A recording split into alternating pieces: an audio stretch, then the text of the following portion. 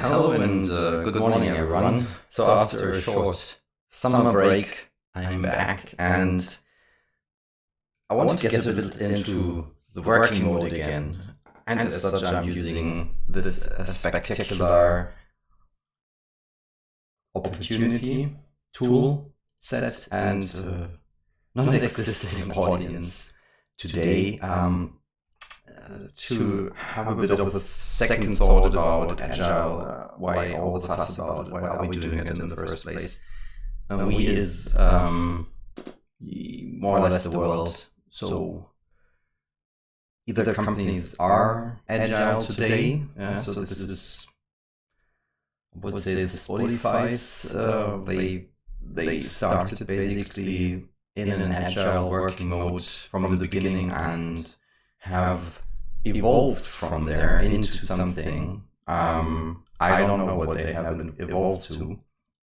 I'm not personally in contact with Spotify or any of the other companies who have, let's say, the label "we are Agile, we're working Agile" on them. Only a few companies I've been in contact with, or one of them was the ING Bank, and in particular the German part. And they haven't started Agile. They have, from the start, from the beginning of their foundation, it's something they have transformed into, so they belong to the other set of companies who are starting with a traditional, or let's say non-Agile setup. Traditional is maybe the wrong word, but the non-Agile setup, and evolve and transform into an Agile setup. And this transformation never ends, as much as the change for a truly Agile organization, regardless whether it started as such or has just transformed into, it doesn't matter. In both cases, you will always transform and change and adopt. And and I think sometimes you will see quite, I don't know how to call it properly, non-Agile aspects in those companies as well. And it's fine as long as they keep adopting, and maybe it is sometimes even good to have these aspects for us, because it's exactly what they need. But why are we doing it? I mean, the big question is out there. And there was recently a chat ongoing in LinkedIn or in a forum where someone put the Agile coach to grave. So they issued a death note on the Agile coach. Now, it was made in a way that I wasn't sure whether someone really died or if that person or the idea died. And I think this was for some people the same, and some people just found it a bit disgusting. But for some people, it seemed to be very clear that the idea was dead or changing. And one of the people said it's not so important whether you are Agile or not, or this whole buzzword stuff. It's important that you know what you do and make the right decisions at any given moment in time. And I thought, he was basically proposing that now that this Agile bullshit is out of the way, suddenly you can make, or your focus on making the right business decisions is now sort of higher up the chain. So whilst first priority was maybe Agile before, and second priority were business goals, now suddenly the thing is turning around and business goals are again at the top of the agenda. And this is one of the many reasons why I think Agile makes so much sense. Because companies, larger companies, enterprises, but also, I would say, everything which goes above this idea of whatever 2, 3 pizzas, whatever good team sizes. Yeah, so whatever goes above a certain threshold of people, maybe it's 30, maybe it's 50, definitely it is in the range of 500. The organization and the individuals in there will have underlined goals. It is, and Agile as a topic has in most of its implemented or offered methods a way to make sure that there's prioritization happening on the activities you're doing, and that you're having a very clear view on the organization's goals and activities, so you're able to decide what are you doing, what are you not doing, and when you have decided what you are doing, that you come up with a priority. So that's one of the core fundamentals of all Agile implementations. And if someone believes that Agile is sort of diluting this because it comes on top, because it's addressing so many things, and one of them is the priority and decision-making process, they basically haven't properly either. There's so many options, yeah? So one option could be the main problem of this company isn't making decisions. Yeah, because maybe they're doing a great job on making decisions and prioritizing requirements and aligning people also underneath this goal. But an Agile transformation needs more to effectively do this. Yeah, so you can make the best priority settings and the best, let's say, effectiveness measures. But if your efficiency is really low, then an Agile transformation would actually put the focus on those aspects, and that would automatically lead maybe to the perceived feeling or to the perception that Agile is diluting or sort of pointing away from these business targets. Because it doesn't matter how good you are in making decisions on what you're doing and in which order you're doing it, if executing it doesn't work. So I think it's all in there. What, of course, we Agile coaches have to do is we have to convey this message along the transformation journey. We have to properly listen what kinds of, let's say, negative aspects people are perceiving in our transformation in order to say if it's true that we're addressing these things. And again, why Agile? So if you're having these 500 people and they're very efficient in doing their job, and the 500 people are also able to prioritize and decide on activities very efficiently, then you have two very main aspects covered, but you might still lack something, and this is where it becomes quite fuzzy. Because if you're doing this today and you could still not be Agile, and this is when your effectiveness and efficiency is at the top, yeah, so 100% level for the current environment you're living in. And then the question is, how does this organization adopt to change? And I think this is the bit which is missing. Yeah? So you have, let's say, a big discounter on the market, a big, as soon as a company, it doesn't matter what they're doing, if they're selling food, or if they're running trains, or if they're chopping wood, if they get above a certain threshold of people and activities, then they start to have an administration in place where people are pretty detached from what is the core business of this thing. And then you suddenly need to attract talent which is having completely different requirements. I make this big example of the pandemic. Yeah, whilst we had Corona, I could see as I was hiring people also around about 5 to 10 years before that already into our organization, I could see that the market had a big request for home office. And we denied it most of the time. We didn't say you can't do it at all, but we didn't guarantee a certain amount of days. Just that we were flexible and home office is possible for sure, but it may be a day per week and these things. And the wish of really talented people was often, we want to be home officing 5 days a week. And it didn't really fit our company culture, I would say. The pandemic has proven that this is a possibility also for our company. Yeah, we have been thriving, we have been through turmoils in the market and high pressure environment.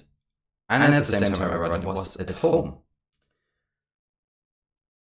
So I'm at home. I'll be working from home today, and I'll be working from home most of the time because it simply works.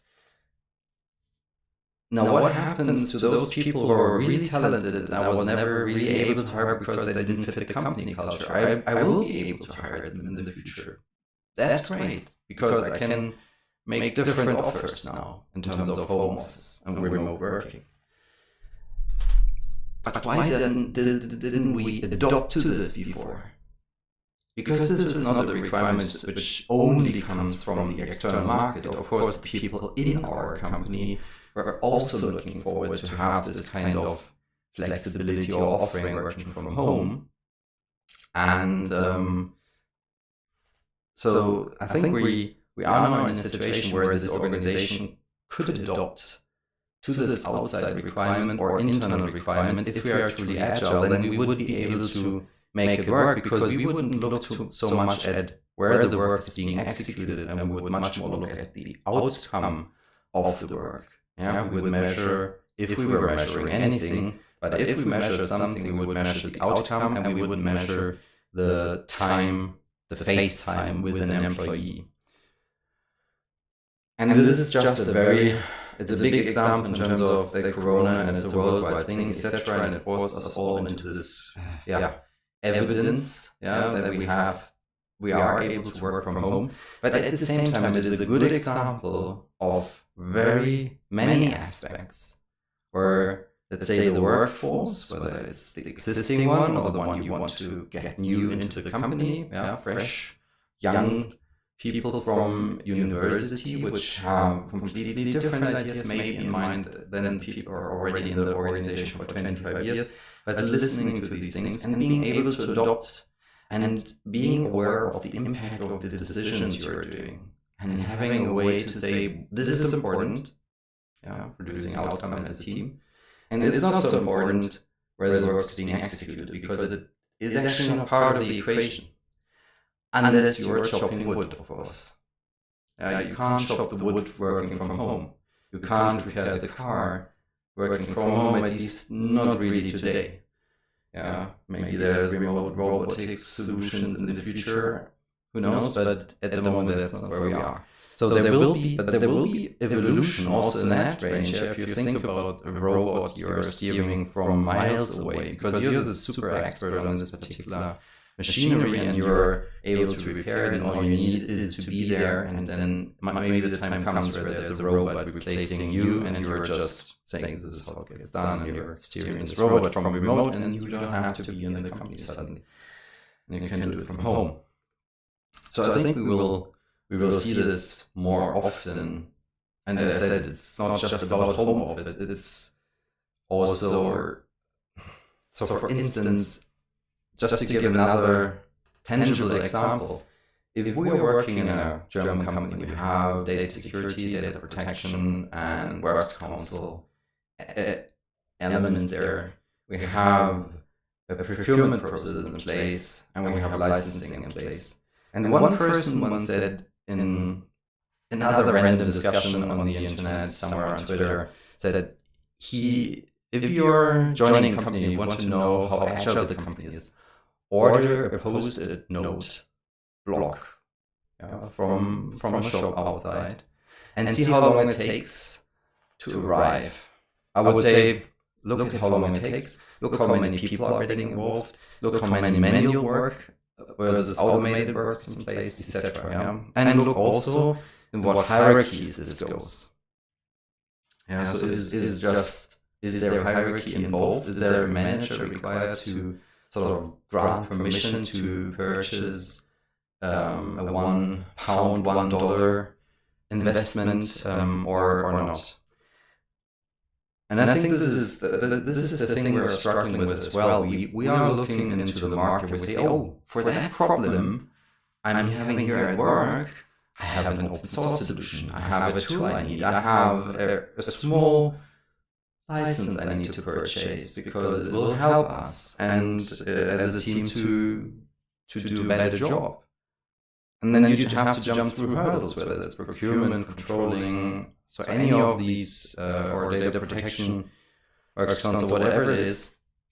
And if it takes you months, or at the end of the day maybe makes it impossible to actually get it, or the price you pay for going through these instances is higher than the benefit of actually using this tool, then you won't do it. But that means you're not doing the best you can for your efficiency. And sometimes, to be honest, I mean, these instances I'm talking about are not there just for fun. Maybe there's a good reason why you shouldn't be using this tool, because you're not looking at this aspect of data security or data protection. But if that was the case, then we have a larger problem anyway. So if you need a third instance who's miles away from your working product, who makes sure that your software is protected and secure, I'm pretty sure they're not looking at your fingers whilst you're using your implementation technology and code insecure code. Because that's what you do. If you don't get this tool, I've seen quite a few teams building these tools themselves. So data protection and data security for one aspect definitely need to be embedded into the development process of a tool. And here we come to one of again why Agile? I mean, this is now very long term. Why Agile? Because you need to trust your people. If they don't feel trusted, if there's a bunch of third parties hanging around, making sure they produce secure and protected and compliant and not too expensive technology. If people are not trusted to make those decisions and not equipped with the, of course, with the responsibility and accountability for these things, then you will generate employees who will be doing a very small job with a very small, let's say, horizon and bandwidth. And they won't left, right, center. And there's no one who's doing it for them either. And for instance, if you have a security department as one example, and it's checking your application once a year, it means it's 364 days a year it might be insecure. You might figure it out on the 365th day. Too late. Far too late. If you're doing it daily, it's far better. If you're doing it every time someone commits code, far better. If you're doing it in the thought process while you think about how you write the code, far better. Yeah, so you have, there is this one thing, this doing a security audit and stuff like this is an alibi. It sort of proves that your company maybe doesn't suffer from major flaws, generally speaking. And maybe it puts a manager, gives him the out of jail card. But it would be much better if all those things were embedded into your team and they are being done in the brain, they're being done daily on executing and deployment and writing code, rather than doing it once per year. And not trusting them making those decisions. So Agile is a lot about trust, empowerment to teams. It is overcoming unnecessary amount of administrative overhead on decisions which should be done in team rather than from third parties. And all these things at the end of the day will aim for efficiency a lot, but also sometimes for effectiveness. And a place of work where we have a German saying, it says you should be the entrepreneur in your enterprise. So every employee should have an entrepreneurial style and look at the impact of their decisions more holistically. So controlling data protection, works council compliance, procurement aspects, so all these things. But this, whilst it is a very true saying, whilst I believe it makes complete sense, the different departments we have in place who are taking care of all these aspects and who are third-partying the major concerns of an implementation and development team, they're incentivizing not to be entrepreneurial style and just relate the responsibility of what they are doing, what their core business should be. There means the team's core business should be. They relay the responsibility to third parties who are, even if there would be all Einsteins, they would be not in the position to make those decisions better than the team itself. Because they're too remote, they're too far away. It's one security department, in our case, for instance, for hundreds of developers doing daily commits and doing daily deployments to production. So we have it would be impossible for those departments, even if they were full Einsteins, to do this properly. I mean, if we had Einsteins, we would probably have a much, hopefully.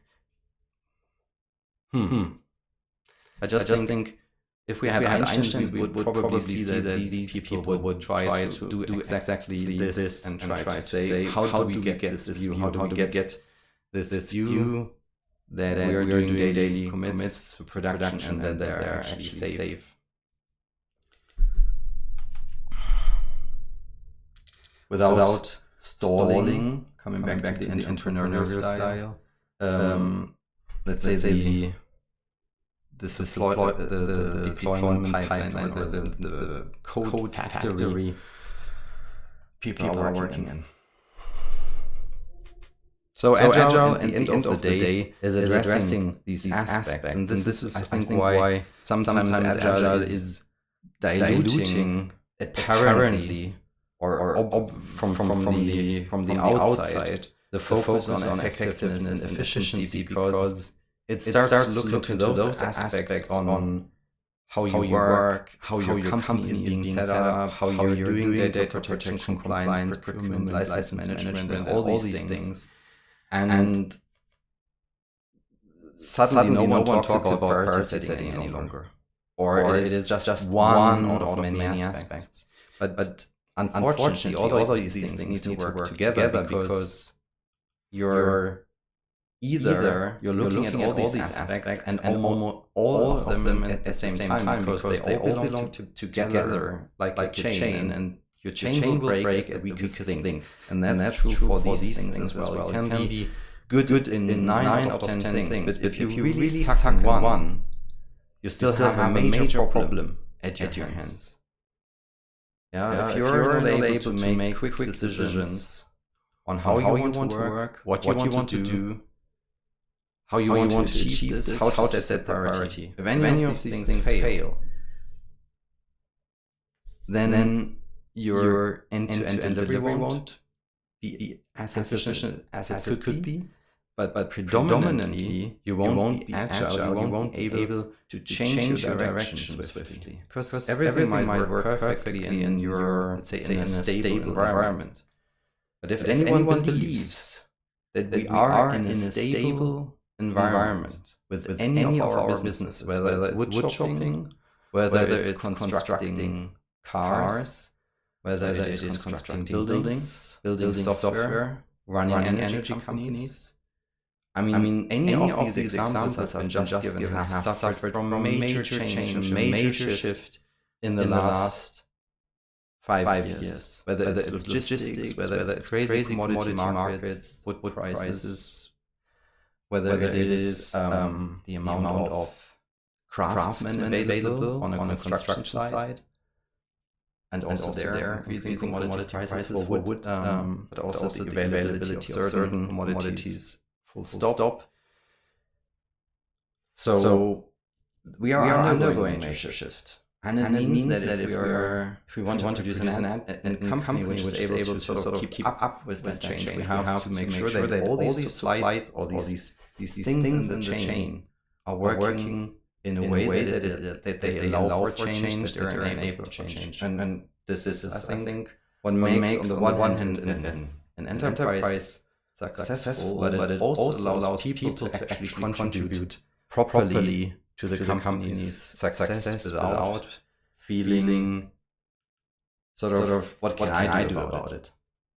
There's this department, this is not my responsibility, I can't influence this is out of my level of influence and out of my level of control. I don't feel I can do any change here. I feel I can't develop here. I mean, in terms of evolve my own career, my knowledge base, my breadth, and I feel I cannot do really the job I'm supposed to do. It seems to be more important than 40 hours a day in the office, or like Apple, and they did this 3-day thing. Yeah. Why? I mean, they did it for executives, as far as I know, and then they wanted it for every employee. No, Tesla did say the executives should so many days in the office. The executives can be anywhere. They don't even need often enough. They just need a keyboard and a standard office setup. The developer, the wood chopper, he needs to be somewhere. The guy building a building, he needs to be somewhere. He really needs to be somewhere. But why would it matter where the executive is sitting? Is it simply because we have at some point said the most impressive thing we as a company have is our headquarters? And we build beautiful headquarters because this is how we represent our company. And suddenly we start to lose identity because we have defined this is our place, this is where we are, this is what we have built with sweat and tears and quite extensively. And now we realize no one needs actually those big buildings. And now we have a problem coming over this change and say, okay, we made a decision, we need big buildings, we have now realized that we don't need any buildings at all. Interesting. But what would the world look like? Where we would stop having centers of our big cities like Munich, Berlin, and Frankfurt. These would stop having these large buildings and use those big buildings for residential purposes where people are living in. How would the rental prices drop? How would the amount of unheated buildings stop to exist if from Monday to Friday there wouldn't be empty homes being heated, but there's no one there, and empty offices being heated in the night and on the weekends? Maybe there's a solution for some of our problems, or at least a puzzle piece. So I think there's good stuff in there, but this is also part of Agile. If you realize what you need to work, what is your supply chain, how do you get an increment from start to finish to your customer? What is actually contributing to your business value? We might realize that a lot of the things we assume are mandatory in the past are actually completely obsolete. They've been just there because 100 years ago, 50 years ago, these things played a major role in our work life. And today they are not. And as we are slow in adopting change, we are human beings. At the end of the day, I'm guilty as well for being slow to adopting change. But an agile organization would try to be at least that. Try to recognize, okay, this is the stuff we need, this is the stuff we don't need, this is the stuff which is impacting my supply chain, and this is the stuff where it really doesn't matter. Okay, this was a bit longer than I thought. Nevertheless, for me it was quite inspiring. I hope there were maybe some ideas for you as well out there.